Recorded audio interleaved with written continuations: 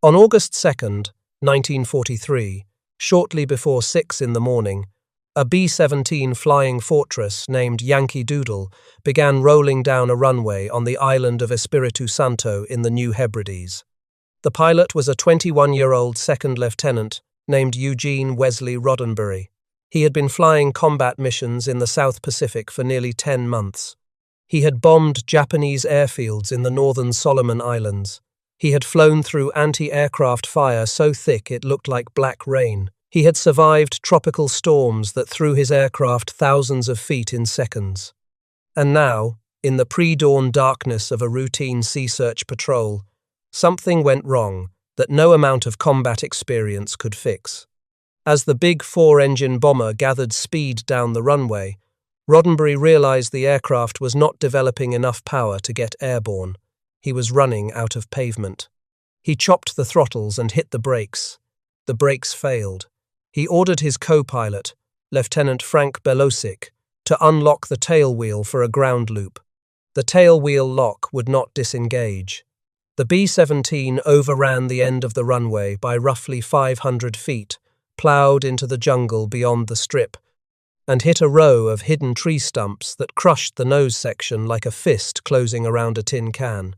The aircraft caught fire. 8 men got out. 2 did not. Technical Sergeant John P. Kruger, the bombardier, and Lieutenant Talbot H. Woolham, the navigator, had been in the nose when the stumps tore through it. They were killed on impact. Woolham was known throughout the squadron as Shorty. He had earned his navigator's wings through a makeshift training program the squadron had built on Fiji because there was no official school available. Kruger was the man who armed the bombs. Both of them had been alive 90 seconds earlier, running through the same pre-flight routine they had run dozens of times before. An official investigation cleared Roddenberry of responsibility. The report pointed to a mechanical failure that no pilot could have anticipated, and crews in the squadron had long complained about the worn-out condition of their aircraft. But some men in the squadron did not accept the finding. Some blamed the pilot. Morale in the 394th Bomb Squadron sank to its lowest point of the war. Roddenberry, by the accounts of men who were there, was devastated. He barely left his tent. He emerged only for the funerals. And here is the part that should not make sense. 23 years after that morning, after the fire and the tree stumps and the 2 men who never walked away from Yankee Doodle, that same pilot sat in a television studio in Hollywood, California, and created a show about the future. Not a dark future, not a broken future, not a future scarred by war and defined by the things human beings do to each other at their worst. He created a future where humanity had outgrown war entirely, where a crew of men and women from every corner of the earth and beyond served together aboard a starship, not because they had to, but because they had chosen to, where a Japanese-American man sat at the helm, where a black woman served as the ship's communications officer, where a Russian officer worked the navigation console in the middle of the Cold War. The show was called Star Trek, and the man who created it was the same man who had walked away from a burning bomber in the South Pacific with the names of 2 dead crewmates carved into a place inside him that would never fully heal. The question this story answers is not how Gene Roddenberry created Star Trek. Plenty of books have told that story.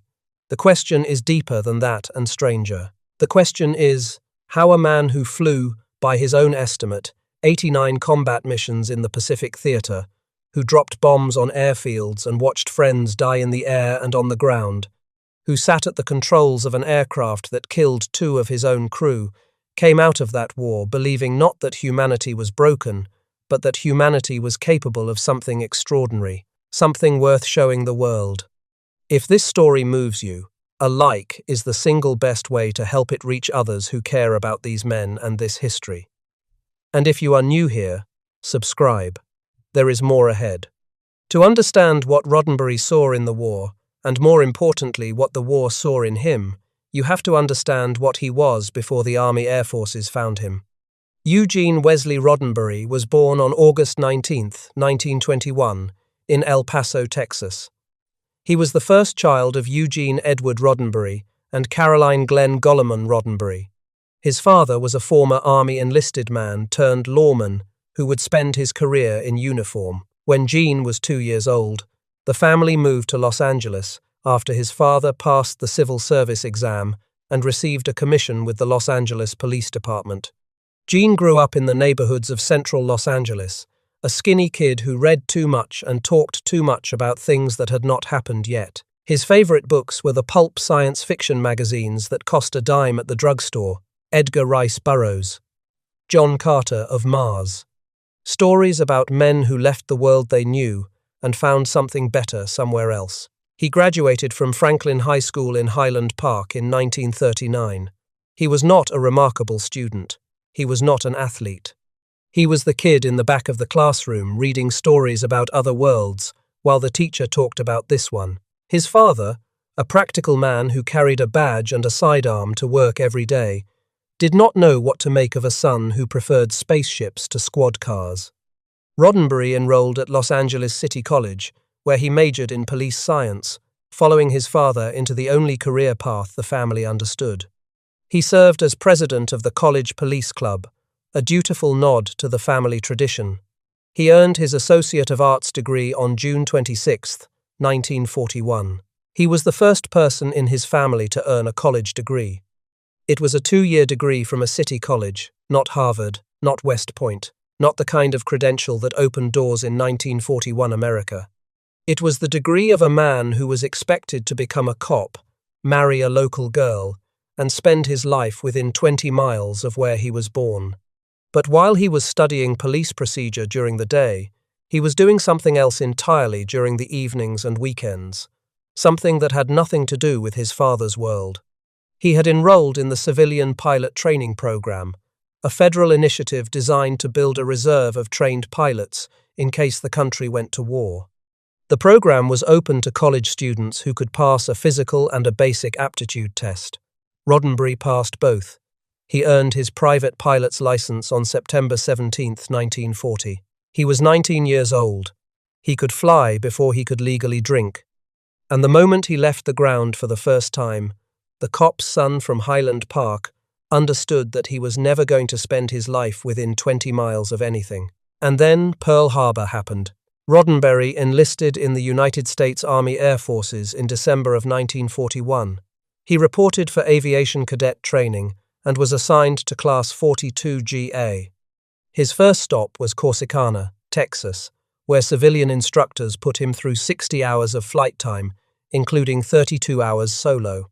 From there, he moved to Goodfellow Field in San Angelo, Texas, where he trained on the Vultee BT-13 Valiant, a demanding low-wing monoplane that the cadets called the Vibrator because of the way it shook in flight. He passed.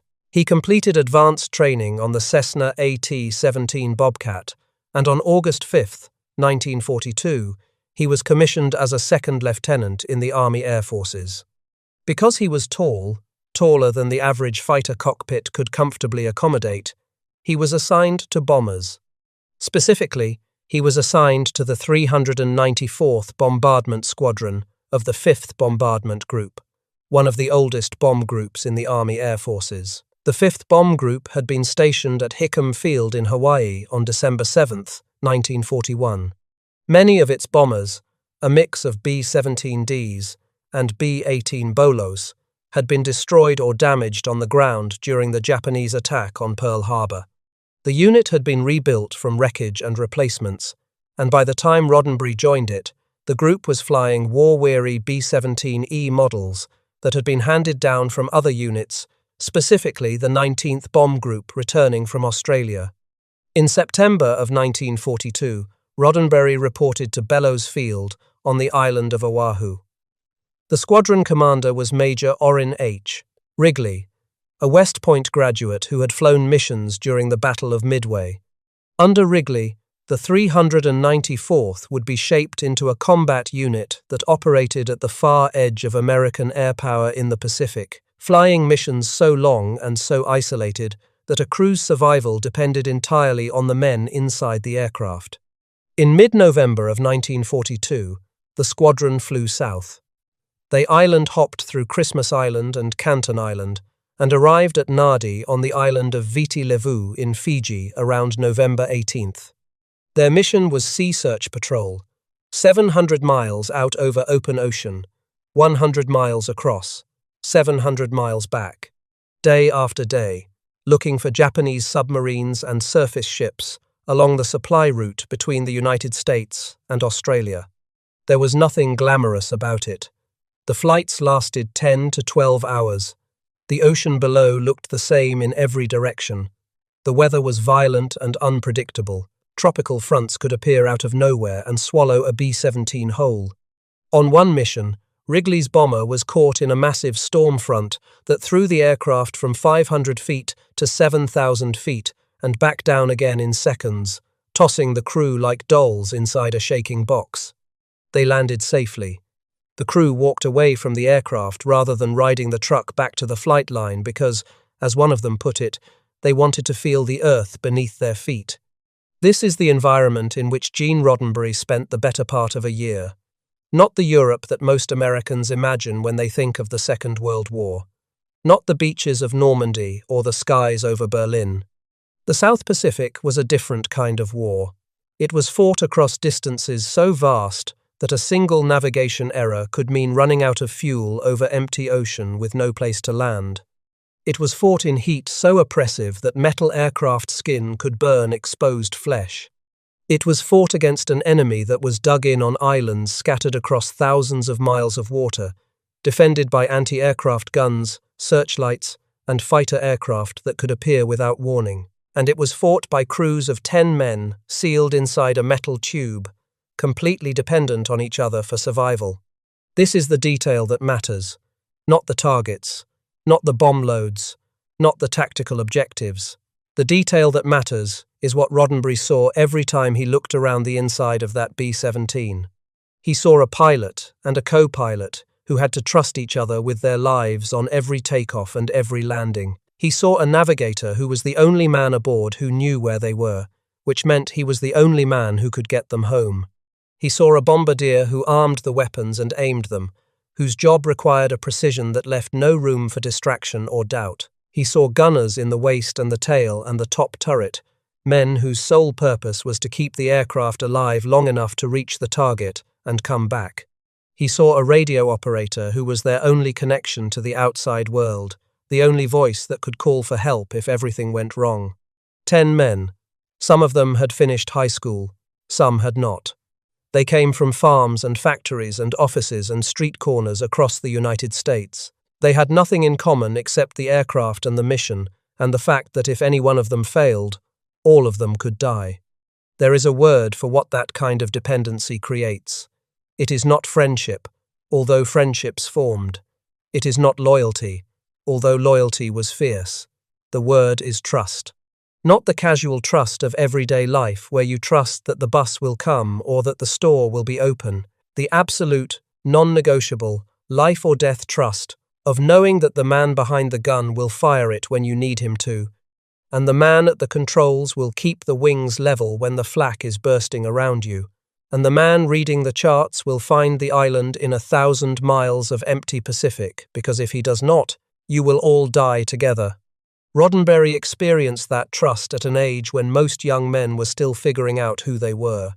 He experienced it not in a classroom or a book, but at 20,000 feet over the Solomon Islands, with Japanese anti-aircraft fire reaching up toward him, and 10 men breathing the same recycled air inside a vibrating aluminum fuselage. And that trust did not care where you came from. It did not care what your father did for a living. It did not care what color your skin was, or what language your grandparents spoke at home. Inside that bomber, the only thing that mattered was whether you could do your job. And Roddenberry, whether he understood it at the time or not, was absorbing a lesson that would take 2 decades to fully express itself. In January of 1943, the squadron began combat bombing operations. The targets were Japanese airfields and installations in the northern Solomon Islands, primarily Kahili Airfield, on the southeastern tip of Bougainville. Kahili was a major Imperial Japanese Navy airbase, home to squadrons of Zero fighters and Val dive bombers. By mid-1943, Reconnaissance had observed as many as 130 aircraft on the field, roughly 98 fighters and 32 bombers. The airfield was defended by intense anti-aircraft batteries and clusters of searchlights that could blind a pilot at night and hold his aircraft visible for every gunner on the ground. The island of Bougainville itself was garrisoned by the Japanese 17th Army, under Lieutenant General Harukichi Hyakutake, with roughly 37,000 army troops and 20,000 naval personnel dug in across the island's volcanic terrain. The strategic purpose of these missions was part of something much larger. Operation Cartwheel, the great Allied campaign to isolate and neutralize the massive Japanese base at Rabaul on New Britain, required the systematic destruction of the outer ring of airfields that protected it. Kahili and the other Bougainville fields were that outer ring. As long as those airfields could launch fighters and bombers, Allied shipping remained vulnerable, and any ground advance through the Solomons could be attacked from the air. The job of the 394th and of the 5th Bomb Group as a whole was to hit those airfields until they could no longer function. The 394th flew these missions in small formations of 4 to 8 bombers. There was no fighter escort. The B-17s flew alone, heavy with fuel and bombs, across hundreds of miles of open water to reach targets that were waiting for them. On January 16, 1943, Major Wrigley led 4 bombers from the squadron on a night strike against Kahili. Japanese Zero fighters intercepted them in the darkness, which was among the most terrifying experiences a bomber crew could endure, because the fighter pilot could see the bomber's exhaust flame long before the gunners could pick out the fighter's silhouette against the black sky. Bombardier Jim Kyle, firing the twin 50 caliber guns in the nose of his aircraft, claimed one of the attacking fighters. The missions settled into a rhythm defined entirely by the vast distances of the Pacific. A typical Kahili strike meant flying from Guadalcanal or Espiritu Santo across 400 to 600 miles of open ocean, navigating by dead reckoning and celestial fixes, because there was no radar navigation available over empty water. It meant arriving over a target that was defended by guns, whose crews had been tracking incoming aircraft on their instruments for the better part of an hour. It meant dropping bombs through flak and searchlights while the bombardier held his aim steady and the pilot held the aircraft steady, and the gunners searched the sky for fighters that could appear from any direction. And then it meant flying the same 400 to 600 miles back in an aircraft that might have holes in it, with engines that might be leaking oil, and a crew that might include wounded men who needed medical attention that did not exist at altitude. In May of 1943, the squadron flew diversionary missions over Shortland Harbour to cover a Navy mine-laying operation, drawing Japanese attention and anti-aircraft fire away from the vulnerable ships below. These missions required the bomber crews to fly directly into the heaviest concentrations of enemy fire, not to destroy a target, but simply to be seen, to make the Japanese defenders look up instead of down. Through the spring and summer, Roddenberry flew mission after mission as co-pilot aboard a B-17 named Los Lobos. He learned what it sounded like when anti-aircraft shells burst close enough to hear through the airframe. He learned what it felt like when a tropical thunderhead grabbed his aircraft and threw it around the sky like a leaf in a gutter. He learned what it meant to fly for 10 hours over open water and trust that the man with the charts would bring them home to an island that from the air looked no different from 100 other islands. On July 8, 1943, Roddenberry flew his first recorded mission as aircraft commander, piloting a B-17 named Croco Crap. He was no longer the co-pilot watching someone else make the decisions. He was the man in the left seat, the man whose voice the crew would hear giving orders when the sky lit up with flak. 3 days later, on July 11th, he piloted Yankee Doodle on a strike against Kahili, carrying fragmentation bombs. The flak was heavy. The searchlights found them and held them, pinning the bomber in a column of white light that every anti-aircraft gun on the field could aim at. They dropped their bombs and turned for home. 3 weeks after that mission, Yankee Doodle killed 2 of his crew on the ground, without the enemy firing a single shot. The crash of August 2nd broke something inside the 394th Bombardment Squadron, and it nearly broke Gene Roddenberry. The investigation cleared him. The mechanical evidence supported him. But the two empty bunks in the barracks and the silence where Shorty Wallam's voice used to be, and the knowledge that John Kruger had been sitting in the nose section that the tree stumps turned into wreckage, were things that no investigation report could make right. What happened next is the part of this story that separates Roddenberry from the thousands of other young men who flew combat in the Pacific and came home carrying their own dead. He did not stop. He did not shut down. He did not crawl inside himself the way so many combat veterans did, building a wall between the war and everything that came after. Instead, during the long hours between missions, during the downtime on islands, where there was nothing to do but wait and sweat and think, Roddenberry did something that most of the men around him found unusual. The islands themselves were a peculiar kind of purgatory. Espiritu Santo, Guadalcanal, Fiji. They were beautiful in the way that a place can be beautiful and hostile at the same time. The jungle pressed in from every side. The heat was constant and suffocating, the kind of heat that soaked through a uniform in minutes and never let go. Mosquitoes carried malaria. Fungal infections ate into boots and skin, and anything else that stayed damp long enough, which was everything. The food was monotonous. The entertainment was whatever the men could invent for themselves. Between missions, there was nothing to do but sit in a tent and wait for the next briefing. And in that waiting, men either went quiet, or they went slightly crazy, or they found something to fill the hours with before the hours filled them with dread. Roddenberry filled them with words. He wrote. He had always been a reader. The kid who devoured pulp science fiction magazines in Los Angeles had become the young officer who brought books to a combat zone. He read poetry. He recited Robert Service verses to his crewmates, dramatic renditions of the cremation of Sam McGee that could hold a tent full of exhausted airmen quiet for 10 minutes. Some of the men appreciated it. Some found his literary references condescending. But nobody could deny that Roddenberry was processing the war differently than most. He began selling stories to flying magazines, short pieces about life in the Pacific, about the aircraft, about the men. He wrote poetry and sold some of it to publications including the New York Times. He wrote a song lyric called I Wanna Go Home that circulated through the squadron. He revamped an old First World War trench song and turned it into the squadron's unofficial anthem. This was not a hobby. This was a mind trying to make sense of what it was seeing. A mind that had watched two men die in a crash that lasted less than 10 seconds and needed to find a framework that could hold that experience without collapsing under it. The writing was not therapy in any modern sense of the word. It was construction. Roddenberry was building something inside his head. He did not know what it was yet. He would not know for another 20 years. But the raw materials were being gathered in the skies over the Solomon Islands, and the mortar that held them together was the same thing he had learned inside the fuselage of a B-17. That the world was full of people who could work together if you gave them a reason to.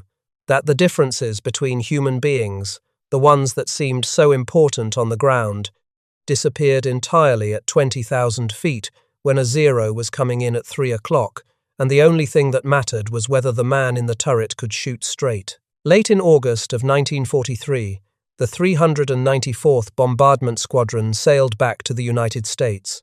They passed under the Golden Gate Bridge in the early hours of the morning and were taken to Angel Island in San Francisco Bay. There, Roddenberry was presented with the Distinguished Flying Cross for his combat service in the Pacific. He also held the Air Medal. He had flown, by his own count, 89 combat missions. The exact number was disputed by Army Air Force's records and by some of his fellow squadron members. What was not disputed was that he had spent nearly a year in a combat zone, had faced enemy fighters and anti-aircraft fire repeatedly, had survived at least one catastrophic aircraft incident, and had lost men under his command. He was 22 years old. For most veterans, the war ended when they came home. The uniform came off. The memories were folded up and put away in a place that family and friends learned not to open. Millions of men who had seen combat returned to the United States and simply stopped talking about it. They went to work. They raised families. They mowed lawns on Saturday mornings and coached little league teams and never told their children what they had seen because there were no words for it or because the words that existed were too heavy to carry into a living room. The numbers tell a story that the parades and the newsreels did not. Over 16 million Americans served in uniform during the Second World War. Of those, roughly 1 million suffered psychiatric casualties. The term used at the time was combat fatigue. What it meant was that a man had seen enough death, enough destruction, enough of what one human being could do to another, that his mind had decided it could not absorb any more. The men who came home intact on the outside often carried damage on the inside that would take decades to surface, if it surfaced at all. For many, the lesson of the war was simple and brutal. Human beings are capable of monstrous things. The best response is to not think about it. Roddenberry did not arrive at that conclusion, not because he was better at processing trauma, not because he was tougher or more resilient or more emotionally sophisticated than the millions of other young men who walked through the same fire, but because his mind, the mind that had been reading science fiction since childhood, the mind that had been writing stories in a combat zone, the mind that looked at a burning aircraft and reached for words instead of silence, worked differently. It looked at the same evidence and reached a different verdict. The war had given him something that most veterans did not receive, or did not recognize if they did. It had given him a vision. Not a vision of what humanity was at its worst. He had seen that clearly enough in the burning nose section of Yankee Doodle, and in the flak bursting over Kahili, and in the faces of men who knew they might not come back from the next mission. What the war gave him was a vision of what humanity could become when it was at its best. What it looked like when ordinary people from ordinary places were forced to depend on each other completely, and instead of falling apart, they held together. What it looked like when the man next to you was nothing like you, and you trusted him with your life anyway, not because of some ideal, but because the mission required it, and the mission was all that mattered. Most veterans saw the war and concluded that humanity was broken. Roddenberry saw the same war and concluded that humanity was unfinished. The difference between those two conclusions would change the world. That vision would take 2 decades to reach a television screen.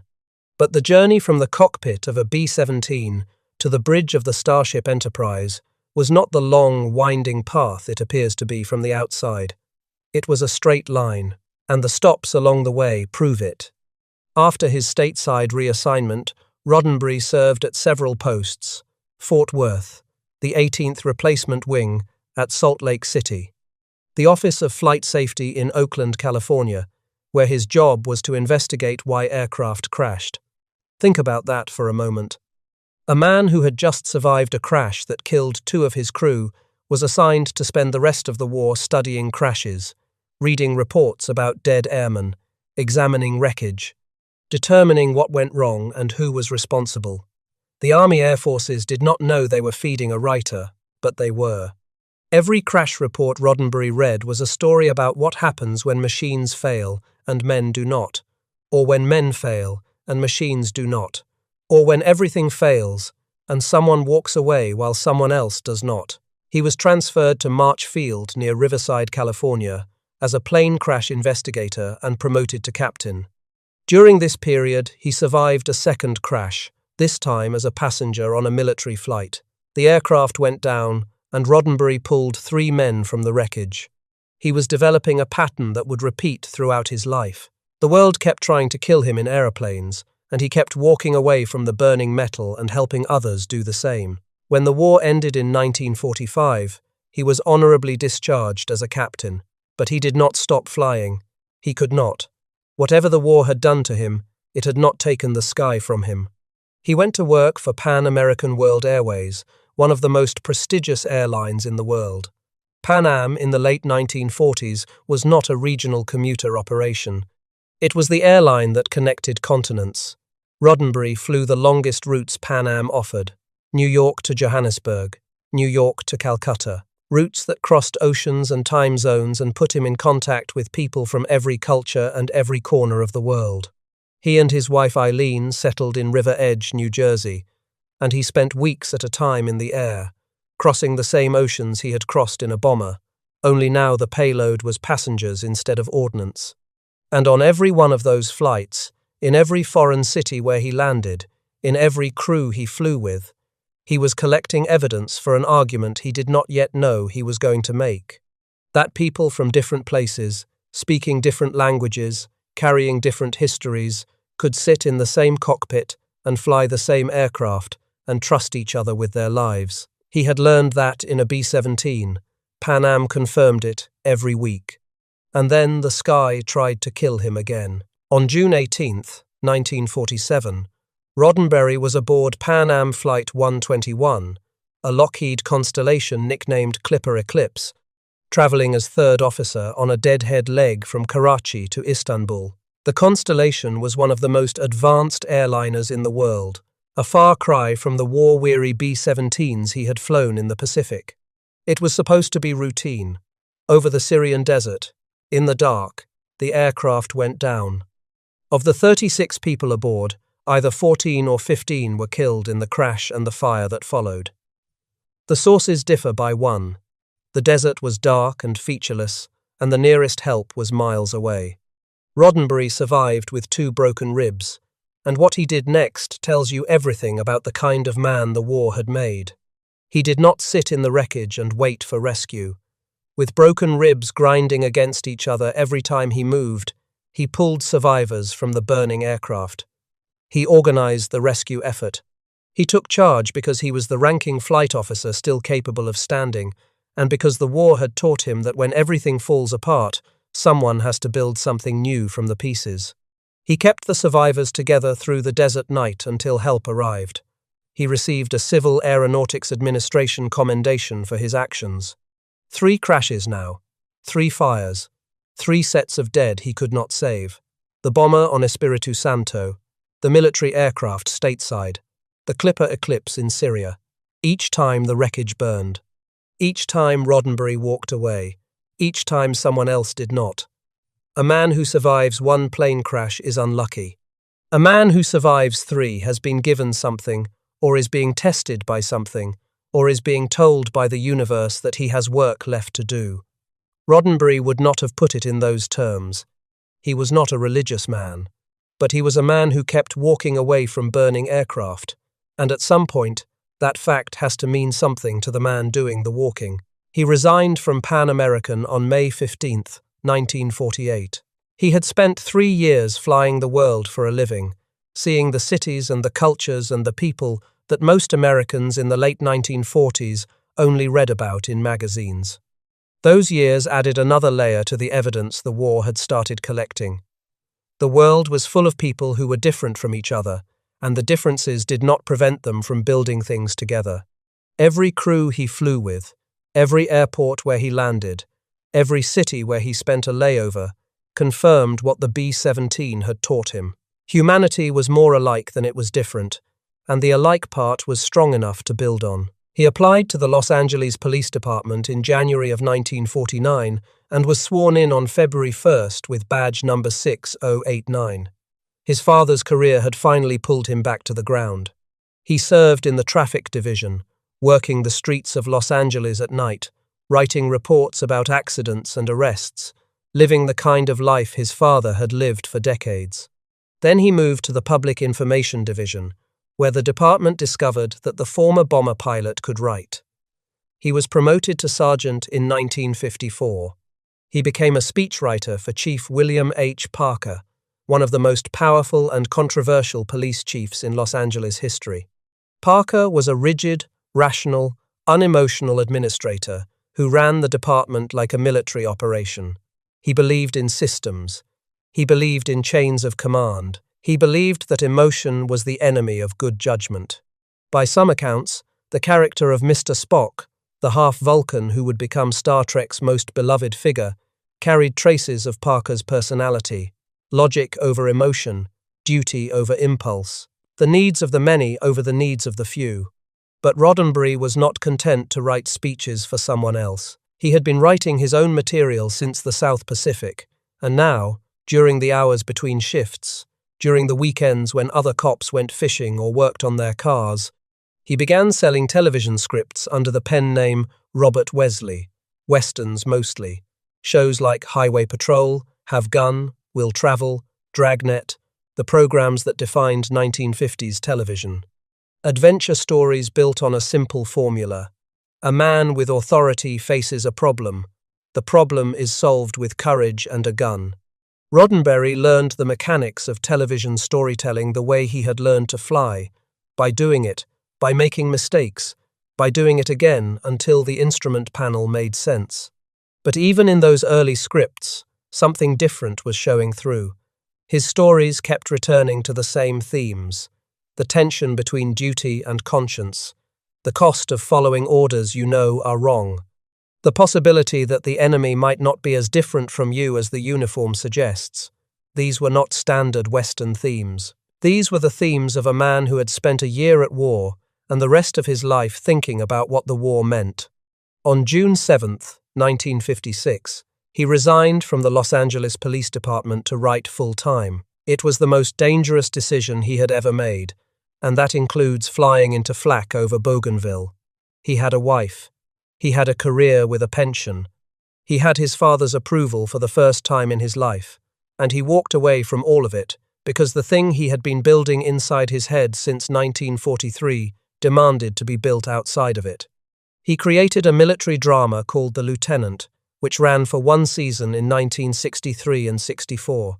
It was a show about men in uniform, about duty and authority, and the tension between following orders and doing what you believe is right.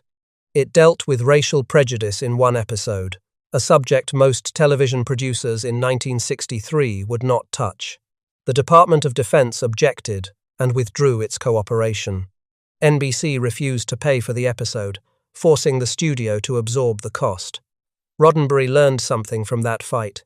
He learned that if you want to talk about the present, you had better set your story in the future, where the censors and the sponsors cannot recognize what you are really saying. The Lieutenant was a rehearsal. Because the show Gene Roddenberry had been building inside his head since 1943 was almost ready, Star Trek premiered on September 8, 1966, on NBC. The first episode aired to an audience that had no idea what they were watching. Science fiction on television in the mid-1960s meant rocket ships and ray guns and monsters made of rubber. It meant heroes who shot first and never looked back. It meant stories where the universe was a hostile place, and the only response to hostility was force. Roddenberry's show looked nothing like that, and the reason it looked nothing like that was the war. He said it explicitly.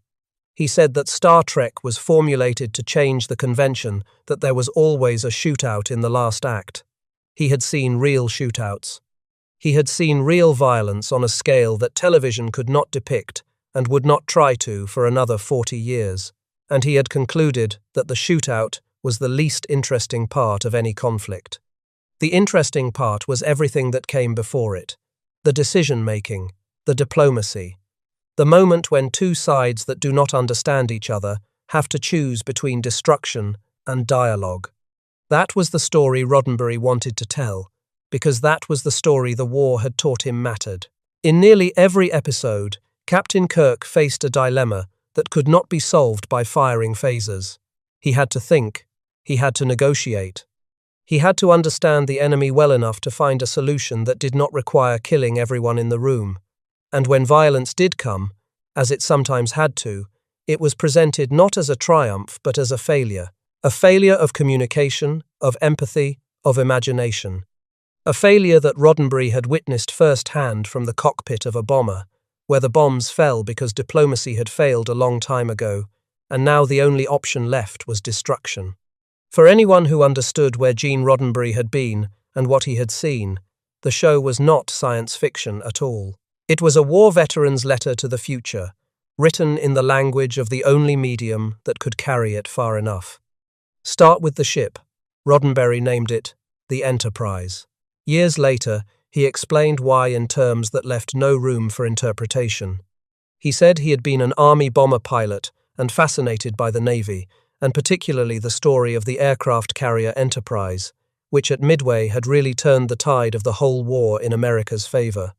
He said he had always been proud of that ship and wanted to use the name. The name was not chosen because it sounded futuristic. It was chosen because it carried the weight of a specific battle in a specific war that Roddenberry had lived through. Now look at the bridge. The command center of the Starship Enterprise was designed by a man named Matt Jefferies, an art director Roddenberry had hired partly for his aviation background. Jefferies was himself a Second World War veteran who had served in the Army Air Forces as a technical sergeant and flight engineer on B-17s, B-24s, and B-25s across the Mediterranean and European theaters, and later worked in flight testing. He built the bridge the way an aviator would: functional, ergonomic. Every station within the captain's line of sight, the way every crew position in a bomber was connected to the pilot through intercom and proximity. He applied an aviator's instinct to the console design, building controls that looked and felt like they belonged in a real cockpit. The bridge of the Enterprise was not a fantasy. It was a cockpit scaled up to the size of a room, designed by two men who had spent the war inside aircraft. Now look at who was sitting at those stations. Lieutenant Uhura, a black woman, communications officer. In 1966, 3 years after the March on Washington, 2 years after the Civil Rights Act, 1 year after the Voting Rights Act, at a time when most black characters on American television were servants or comic relief, Gene Roddenberry put a black woman on the bridge of his starship and gave her authority over the ship's communications. She was not decoration. She was essential. Lieutenant Hikaru Sulu, a Japanese-American man, helmsman, the man who steered the ship. Less than 25 years after Pearl Harbor, less than 25 years after Japanese Americans had been forced into internment camps in California, the state where Roddenberry had grown up, he put a Japanese American at the controls of humanity's most famous fictional vessel. And he did it without commentary, without apology, without a single episode dedicated to explaining why a Japanese man was allowed to fly the ship. Sulu was there because in Roddenberry's vision of the future, the idea that he would not be there was the thing that required explanation. Ensign Pavel Chekhov, a Russian, on the bridge.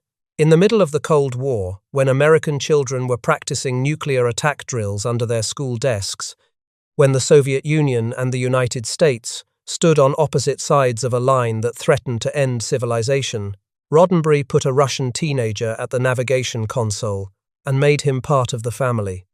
And then there was Khan Noonien Singh, the villain of one of the most famous Star Trek episodes ever produced, Space Seed, first broadcast in February of 1967. The character's full name was not invented, it was borrowed. Gene Roddenberry had served with a man during the war whose name is variously reported as Kim Noonien Singh or Noonien Wang, a fellow flyer with whom he had lost contact after the fighting ended. Roddenberry gave the name to a character in Star Trek, hoping that his old friend might see it and reach out. He never did. Years later, when Roddenberry created The Next Generation, he used the name again for the android creator Dr. Noonien Singh. He was still looking for his friend. There is something in that detail that no amount of analysis can improve upon.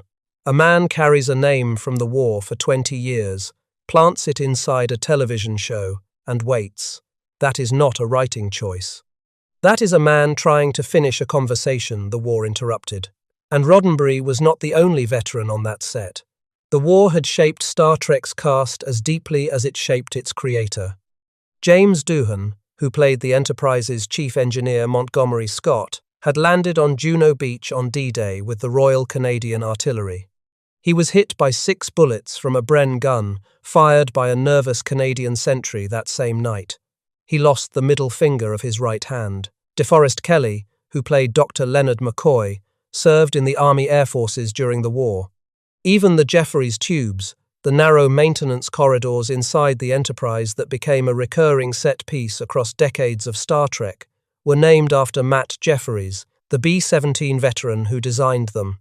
The show was built by men who had been to war, and you can see it in every corridor and every command decision and every moment where a captain has to decide who lives and who does not.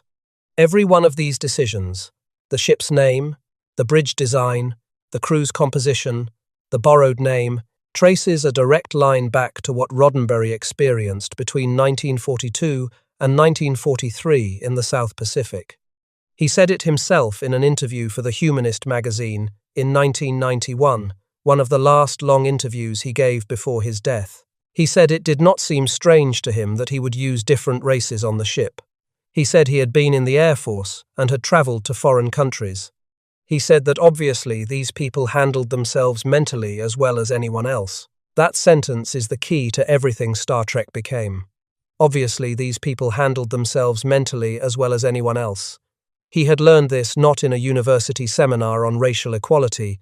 He had learned it inside a B-17, when his life depended on men who came from places he had never been, who looked nothing like him, who spoke with accents he had never heard before he put on a uniform. The war had given him the evidence.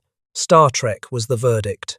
But there is a deeper layer still. Roddenberry did not just fill his bridge with diversity for its own sake. He built the entire premise of Star Trek around a single philosophical conviction that the war had forced into him at an age when most men's philosophies are still unformed. He believed that the strength of a civilization is not measured by its ability to fight wars, but rather by its ability to prevent them. That was not a slogan. That was not a network note. That was a man who had dropped fragmentation bombs on Kahili airfield, telling you what he had concluded from the experience.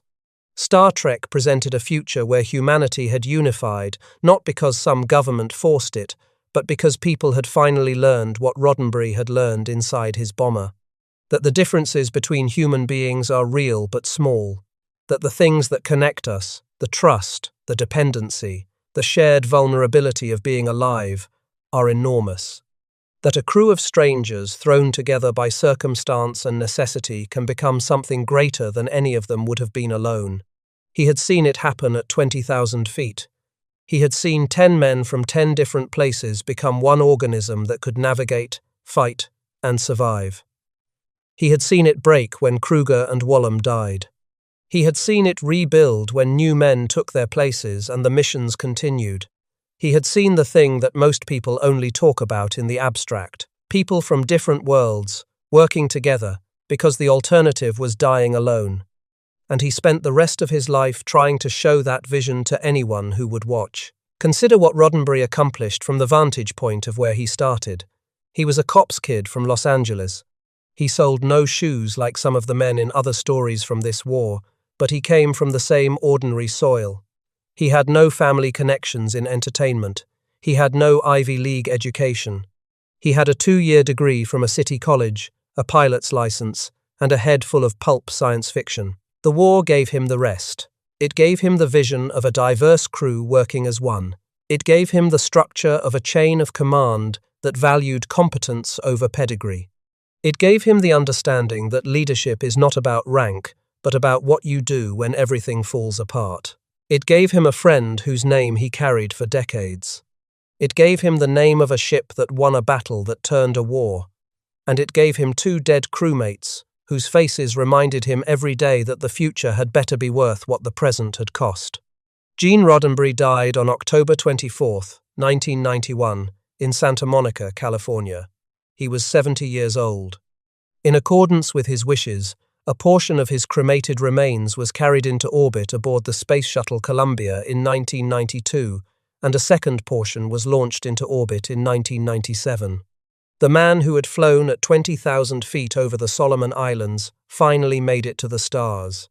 Technical Sergeant John P. Kruger, the bombardier who died in the nose of Yankee Doodle, was brought home after the war and laid to rest at Mount Calvary Cemetery in Wheeling, West Virginia. He was a young man whose job was to arm the bombs and aim them, a job that required steady hands and a steady mind, and he did it until a mechanical failure on the ground took from him the chance to do it again. Lieutenant Talbot Shorty Wallum, the navigator who taught himself to navigate using the squadron's improvised school on Fiji, was brought home in 1948 and laid to rest in the United States. He was the man who got them where they needed to go. He was the man who could read the stars and the charts and the ocean and turn a 10-hour flight over empty Pacific into a safe arrival. Without him, the crew was lost in every sense of the word. Matt Jefferies, the B-17 veteran who designed the bridge of the Enterprise, continued working in television and film for decades. He never stopped building cockpits. He just made them bigger. The hundreds of episodes of Star Trek and its successor series, the feature films, the countless books and conventions and cultural touchstones that grew from that original 1966 premiere, all of them trace back to the same source. Not to Hollywood, not to a pitch meeting, or a network deal, or a writer's room in Burbank. They trace back to a runway on Espiritu Santo and a B-17 that did not get off the ground and two men who did not walk away. And they trace back to what the pilot of that aircraft chose to do with the rest of his life. Most men who survive a crash like that carry the dead with them in silence. They fold the memory into a dark corner and build a life on top of it, and never let anyone see what is underneath. Gene Roddenberry carried his dead into the light. He took what the war had shown him, the best of it and the worst of it, and he turned it into a vision of the future that told the world the same thing he had learned inside a shaking, vibrating, freezing aluminum tube over the Solomon Islands. That we are better together, that our differences are not weaknesses, that the navigator and the gunner and the pilot and the bombardier are all part of the same crew, and the crew does not work unless every one of them is trusted, valued, and allowed to do the job they were trained to do, regardless of where they came from or what they looked like or what language they spoke at home. He said it once in a way that stripped everything else away.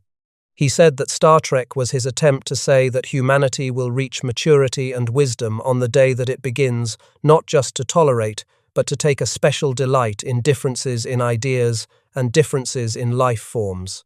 He said we should find those differences among sentient beings fascinating and a cause for celebration rather than a reason for conflict. That sentence was not written by a philosopher or a diplomat. It was written by a man who had seen what happens when human beings cannot find a way to coexist. He had seen it from the cockpit.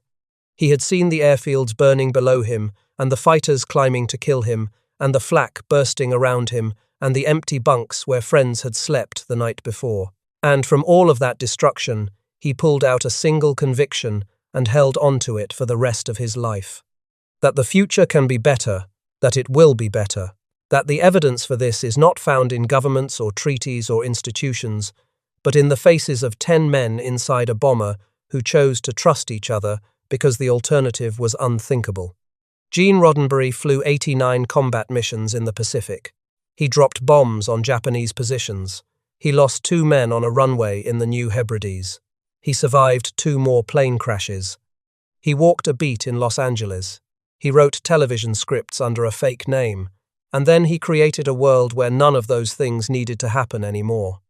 A world where the crew of a starship looked like the crew of a B-17, diverse, interdependent, professional, and bound together not by war, but by curiosity and the shared conviction that the universe was worth exploring together. The bombs fell on Kahili. The B-17s flew home or they did not. The men lived or they did not. And one pilot, one young man from Los Angeles with a 2-year degree and a pilot's license and a head full of science fiction, looked at all of it and decided that the story of humanity was not a tragedy. It was a work in progress. Star Trek was his proof. Thank you for spending these minutes with these men. If this story reached you, a like is the single best way to help it find others who care about this history. If you are not subscribed, now is a good time. And the bell ensures you never miss one of these. I would love to hear where you are watching from today. And if someone in your family served in the Second World War, or in any war, a father, a grandfather, an uncle, a neighbor you grew up hearing stories from, tell me about them in the comments. Every one of those men and women carried a story like the ones you just heard. Most of them never told it. This is how we make sure they are not forgotten.